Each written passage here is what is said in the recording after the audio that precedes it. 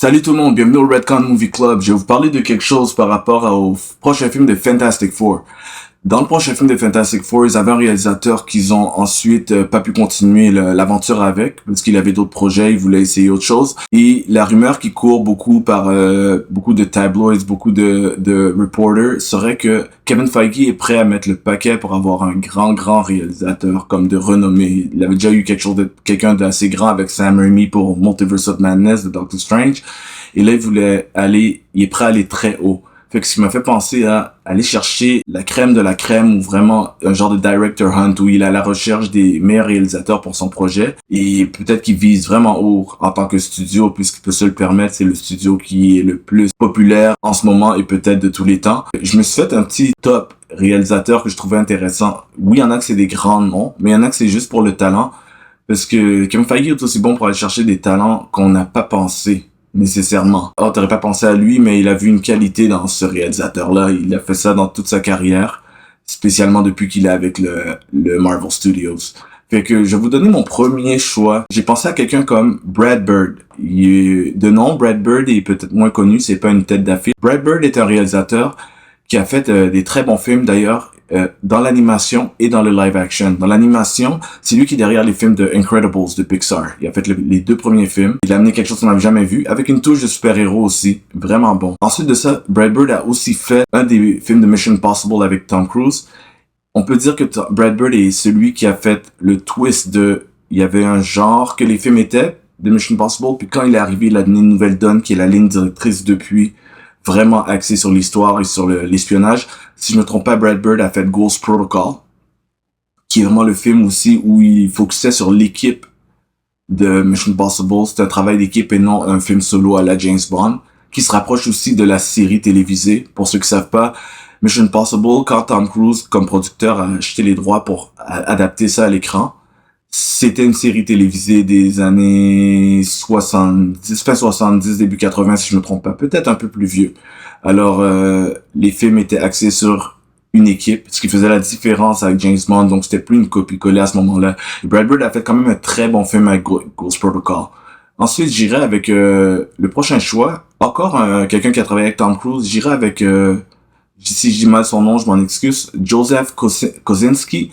C'est la personne qui a réalisé Top Gun Maverick, avec Tom Cruise encore une fois, qui est très bon techniquement, qui sait comment suivre des cues, parce qu'il travaille avec Tom Cruise, qui lui a des directions qu'il veut avoir, mais très imaginatif et fait des choses à l'écran qu'on n'a jamais vues. Puis on voit qu'il peut être assez émotionnel. Top Gun Maverick est un excellent exemple de ça. C'est un film émotionnel, puis en même temps l'action est vraiment bonne, et le jeu d'acteur est vraiment poussé en même temps. Fait que c'est pousse sur tous les fronts. Ce gars aussi fait d'autres films qui sont visuellement très impressionnant. Il a fait Oblivion aussi avec Tom Cruise, qui est un film qui est visuellement une science-fiction assez impressionnante. L'histoire, c'est pas tout le monde qui a capoté, certains adorent, certains moins, mais on peut pas nier que visuellement c'est un très bon film. Et il y a aussi Tron Legacy, c'est lui qui est derrière Tron Legacy, qui était la suite du film Tron original, qui est un film que jusqu'à maintenant le visuel est encore comparable au film qui sort en ce moment en 2022. Fait que Joseph Kosinski, ce serait un autre de mes choix. Celui qui est inévitable, qu'on ne peut pas ne pas nommer, la rumeur court qui serait intéressé, pour moi, ce serait inimaginable et un rêve. Et aussi une grande pression, j'aurais peur qu'il rate. On parle bien sûr de Steven Spielberg. Steven Spielberg, je trouve que ce sera un choix rêvé. S'il a encore l'énergie qu'il avait à une certaine époque, mais c'est un réalisateur qui ne peut pas être considéré. Il a réinventé tout ce qui est la fantasy. Il est excellent dans les films d'action. Il est excellent dans les drames. Spielberg est un de mes grands idoles, je pourrais dire, icônes, parce que il est capable de faire tous les styles. Il a révolutionné dans plein de styles. Et c'est lui qui est derrière E.T., c'est lui qui est derrière Jaws, c'est lui qui est derrière Jurassic Park. C'est aussi lui qui est derrière des films plus dramatiques comme Amistad, The Color Purple. Il est aussi derrière tellement de films. Récemment, il a même réussi à faire une comédie musicale en adaptant un remake de West Side Story, qui est moi une de mes pièces de théâtre préférées à vie. Qui d'ailleurs j'ai joué dans la pièce quand j'étais étudiant. Et j'adore cette pièce. Il l'a super bien adapté, nominé aux Oscars. Il y a eu des gagnants d'Oscars. Spielberg aussi derrière Indiana Jones. En plus d'être un grand ami de George Lucas. On connaît tous George Lucas de Indiana Jones et Star Wars. Donc Spielberg, ça va sans dire, comme il révolutionne tout le temps. Il fait des choses qu'on n'a jamais vues. Les noms vont encore très loin, puis dépendant de ce qu'on veut faire, si on veut que ce soit plus science-fiction, plus dans le wow factor, dans le deep dans la fantasy, être imprégné dans ce monde. Spielberg est un très très très bon choix, je pense. J'en passe Minority Report et j'en passe. Il peut tout faire dans le fond. Tout ce qu'on veut mettre sur papier est capable d'être adapté à l'écran par Steven Spielberg. Maintenant, est-ce qu'il va se laisser diriger par Kevin Feige? À suivre.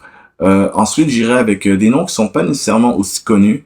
Et certains oui, d'autres non. Je nommerai, mais je passerai vite dessus. Jon Favreau, qui a été avec Star Wars, entre autres avec Mandalorian, mais qui est aussi la personne qui a commencé le MCU en faisant Iron Man 1 et 2. Il a vraiment parti de la série. C'est un génie. Il écrit aussi. Sa carrière est self-explanatory. Jon Favreau pourrait être un choix très très très intéressant. Sinon, j'irai avec des gars qui sont moins connus de nom. C'est les Duffer Brothers, qui, dans le fond, sont les deux frères qui ont réalisé Stranger Things, toute la série. J'irais peut-être avec eux parce ils ont été bons avec un budget de télévision de donner vraiment cette esthétique-là, visuelle excellent. Jouer avec des personnages avec une personnalité. Quand le Fantastic Four, pour oublier que c'est une famille, ils ont vraiment une personnalité. Il y a une fille, il y a la blonde de l'autre, il y a le frère de l'autre, il y a les relations de meilleurs amis avec Ben Grimm, il y a les relations de frères-sœurs, il y a les relations de beaux-frères à beaux-frères, il y a toute cette petite famille-là qui sont vraiment ancrées ensemble. Fait que le dealer avec beaucoup d'interactions dans une petite famille comme ça, on a vu que Duffer Brothers sont bons là-dedans. Ils sont aussi bons dans l'humour autant que dans tout ce qui est plus le suspense. Ils peuvent pousser jusqu'à l'horreur. Et ils ont pas peur du fantastique. On voit que c'est des geeks influencés de Dungeons and Dragons. Je vois qu'il pourrait être un bon choix. Je trouve que c'est un choix qui est plus inspirant. Ensuite de ça, un autre choix que j'avais, c'était Chris McCary. Chris McCary a réalisé plusieurs films aussi. Il a aussi réalisé un Mission Impossible. Là, par cœur, je ne me rappelle pas c'est lequel. Je pense que c'est celui après Ghost Protocol. J'ai pas le nom en tête. C'est un nom, vous pouvez aller faire vos recherches là-dessus. Sinon, c'est sûr que j'aurais eu quelqu'un peut-être comme James Cameron, mais il est occupé avec ses avatars. Donc, c'est pas quelqu'un que je verrais comme une possibilité.